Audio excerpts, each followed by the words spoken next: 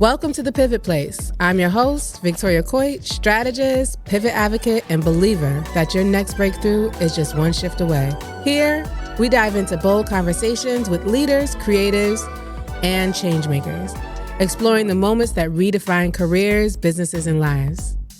Let's get into it. Lucreaty Love is a vibrant force of compassion and wisdom whose presence immediately fills any room with warmth and authenticity.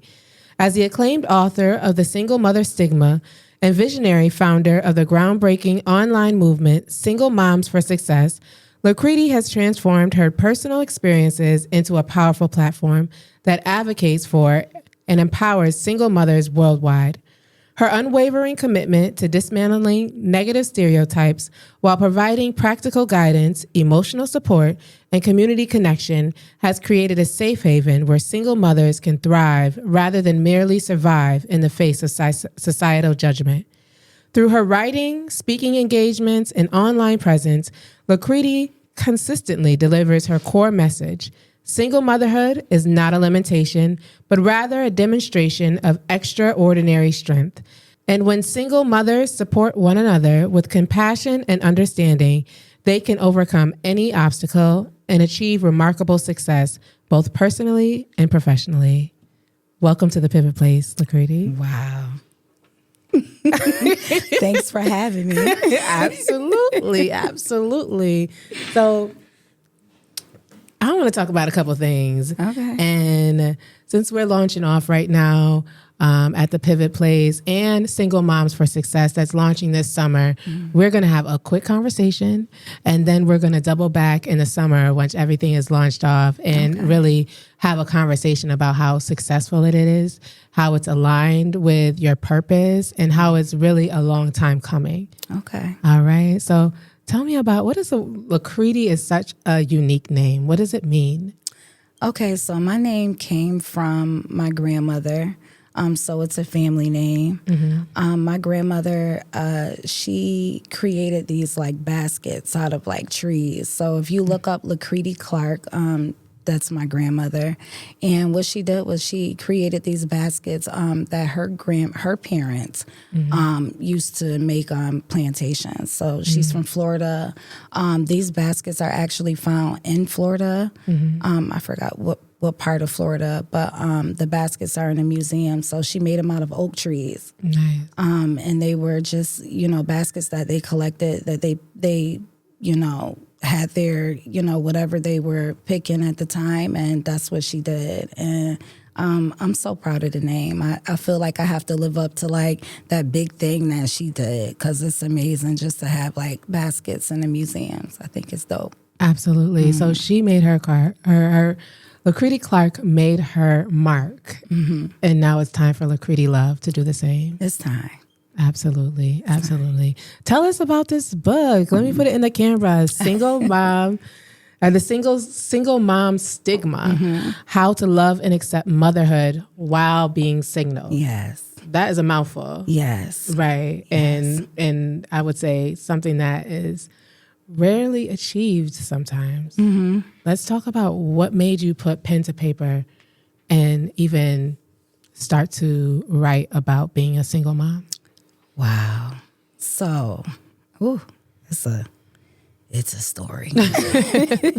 Right. So, I always loved books. Like I always loved reading. Even when I was in middle school, I would write a lot of poetry.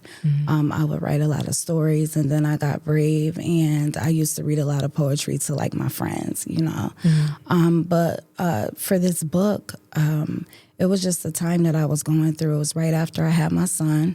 I do have a daughter, a son. They're 10 years apart. So my daughter's 15, my son is 5. So it literally was like starting over. And I got frustrated one day, and it was like the pen and the paper was my therapy, so I just started writing. And I always wanted to write a book, but I started looking at like these book writing courses or whatever. And I took a course. It was probably like $1,200. These two brothers, I think, Christian McKellar is his name. I found the course. I'm like, I'm gonna take this course and write this book. I actually wrote that in like 2 weeks, just because I was just like aggressive with the pen and paper, just writing. It felt like I was literally spilling all of my feelings on paper, but it was like I said, like therapy for me. And the stuff that I was writing, I realized that it was actual real things that I was feeling. And there is, some sunshine in the end. Motherhood is hard. Yeah. And when you are a single mother, everybody isn't a single mom by choice. Yes. You know what I mean? Yes. I always say there's levels to single mothers. You have a single mom by choice. Sometimes people decide that they want kids, and it's not a perfect situation for everybody. It's not like a fairy tale. Oh, I met someone and, we had a conversation. We want to get married. We want to have a baby. There's all different types of stories, all different types of mothers, Yeah. So. Yeah, we spoke about this before, and I thought it was so profound what you were saying about a single mom. Like the stigma too is that a single mom is somebody that maybe was in a relationship, maybe wasn't, had a child, and is going through that journey alone. Right. But you brought up some points about a single mom could be married, right? Could be fully in a relationship, right? But be doing this mom thing by herself. Maybe their partner isn't present.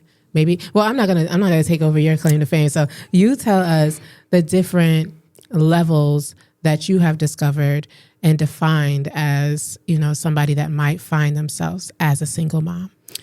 Like I said, there's different levels. So in my mind, for me, like I'm a single mother, not by choice. Life just sort of happened, and I had a baby, and then I had two, and I had to do what I had to do. Yeah. And then there are, like you said, the single moms who are technically married, but doesn't realize that they're in a role of a single mother. And it could be for many different reasons. It could be maybe you are married, your husband is in the army, and maybe they're out of town, maybe they're working, maybe you are a stay-at-home mom and you're at home most of the time and your husband is out, getting the money. But at the end of the day, that job that you have to do, it's doing it by yourself. You are cooking, you're cleaning, you have to keep yourself together in the mix of taking care of your kids. Single moms or in the role of a single mother, you really don't get any breaks. You can't PTO single mom. Yeah. You can't just take days off. You have to be a mother all the time, 24/7. And while doing that, why I call it the single mom stigma is people here, if they ask you, are you a single mom? They automatically have this look like they feel bad for you. It's like, oh, you're a single mom. Yeah. And for me, I'm like, don't feel bad for me. Right. Because I have a whole cape on my back, because that's what I feel like. And I'm not going to make it seem like there are every day is a good day. There are some days, there are some highs and lows in motherhood, period. But when you are doing it alone, you're gonna go through some stuff. You're gonna go through some changes. Yeah, absolutely. I read this. I read your book, and just in the off the rip, your transparency stood out about sort of your journey when you were younger. And I'm not even going to share that part because I want people to read it for themselves. And the transparency that you had, it really resonated with me. The fact that inside of being a single mom, there's a polarity to it, right? And there's myself, like I am a single mom or would be defined as a single mom, but I wouldn't define myself as a single mom just because I have so much support. This is the only child in my own family. As 2 months ago, I have a nephew. Hey, Lehman. And so I don't see myself as that. But at the same time, how can a person, you write about the way that you feel and the way that you look and that you consciously, do different things in your life to feel beautiful, to feel like yourself. Can you touch on that a little bit? Yeah. So I don't know if we mentioned this, but I am also a hairdresser. Oh, yes. We did not mention that. Yeah. So I've been a hairdresser, licensed cosmetologist I've been licensed for about 15 years, almost 16 years, working with women all the time, and there's a lot of conversations that happen in the chair. And to just be a single mother or just a mother, period, right? Even if you take off the word single mother, just being in motherhood, period. Right. You go through the different things, especially like after you have a baby. You are so busy being mom, trying to get used to a new life, or even if you are a mother, if you're a mother twice or 3 times, it's still a new addition to the family, right? So you still have to have a mindset of, I'm more than just a mother. There's so much more to us outside of motherhood. So you sort of have to find your way back to that happy place, because having a baby, going through all of the emotions, going through hormones, body changing. So now, you might have a baby, I don't know, maybe after 35, they're 40, and, your body changes anyway. Yeah. So if you're looking at yourself and that body isn't the same body that you were looking at before you had a baby, it could be a lot. You start chopping your own self up. And you got to know, to get back to that place, everything takes time. And it all starts in the mind first, right? So you have to say, I'm more than just a mother. I have to find what I have to find to get me back to a healthy space where I can take care of my kids, take care of my mental health properly. And whatever that looks like, it could be just sitting down, writing, sitting down, getting your nails done, getting your hair done. Everybody feels pretty when you get your hair done, just getting back to you.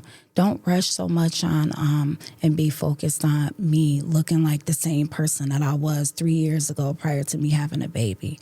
Take your time with it. Everything, doesn't happen overnight. You got to give yourself some grace. Absolutely. So the movement, Single Moms for Success.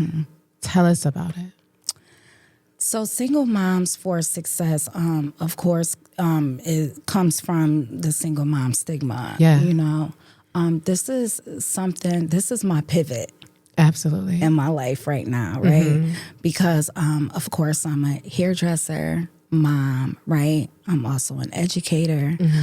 But this is like my sweet spot. That my turning point for my life, and just being, create an army full of women that are single mothers, but also are like super mom, single mothers. I always say we have a S on our chest and a cape on our back, because we can do all things, and it is no lies told when I say that. So what I would like to do is create a brand, something that I'm very passionate about. Motherhood, I am passionate about motherhood. I'm always going to be a mother. And you're a phenomenal mother. Thank you so much. I appreciate that. So are you. And just get to a place where I can help mothers, or, a woman that's a mom, see herself more than just that. There's so much more to mothers, so many layers. And I just would like to be able to pull that out of women. And it's a part of like my job, just like hairdressing. My job is, when a person is in that chair, to have them look at themselves and just see the beauty. So if you can see that, see the beauty in motherhood, because it's not all bad. Absolutely. It's not bad at all. Absolutely. I'm so excited for folks to experience this version of Lucreaty love, right? And I'm biased because, you're my good friend, but I'm biased. I think this is one of the best versions that I've seen of you over the years, and each one just elevating on top of life lessons and everything that, you've been blessed enough to experience, the good and the bad. Absolutely. So, Single Moms for Success on Instagram. Yes. And tap in so that you can see the launch and that you can be part of the programming and all the great things that are attached to this movement. Absolutely. Leave us with your favorite quote, Lucreaty. One of my favorite quotes, I heard Tyler Perry say, Tyler Perry is like, I love Tyler Perry. I did hear him say, don't keep looking in the rearview mirror, because if you are going to keep looking back, you're not going to ever go forward. Those images, how when you're in the car and you're driving and you look in your rearview mirror and it seems like really farther than it has, it's behind you for a reason. And if you keep looking back, you're never going to move forward. Absolutely. So just move on. Okay. Ladies and gentlemen, Lucreaty Love. Thanks for coming on. You're welcome. Yeah. Thank you. Thank you for having me. Absolutely.